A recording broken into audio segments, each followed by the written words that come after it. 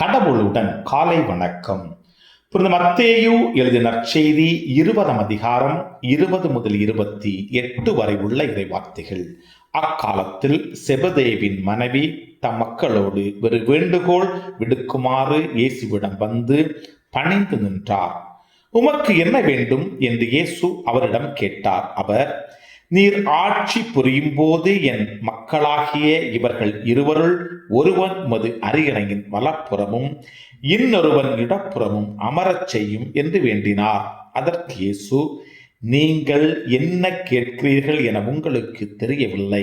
நான் குடிக்கப் போகும் துன்ப கிண்ணத்தில் உங்களால் குடிக்க இயலுமா என்று கேட்டார். அவர்கள், எங்களால் இயலும் என்றார்கள்.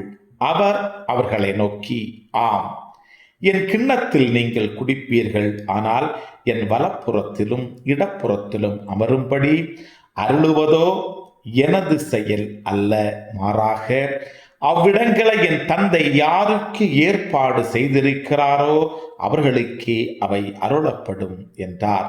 இதை கேட்டுக் கொண்டிருந்த 10 பேரும் அச்சகோதரர் இருவர் மீதும் கோபம் கொண்டனர். இயேசு அவர்களை வரவழைத்து, பிற இனத்தவரின் தலைவர்கள் மக்களை அடக்கி ஆளுகின்றார்கள்.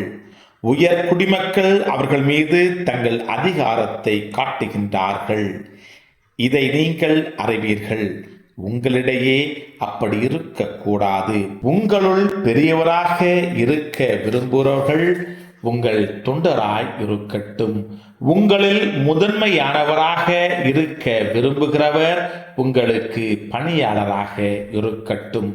இவ்வாறே மானிட மகனும் தொண்டு ஏற்பதற்கு அல்ல, தொண்டு ஆற்றுவதற்கும் பலருடைய மீட்புக்கு ஈடாக தம் உயிரை கொடுப்பதற்கும் வந்தார் என்று கூறினார். கிறிஸ்துவின் நற்செய்தி. இந்த நாள் இனிய நாளாக அமைய வாழ்த்துக்கள்.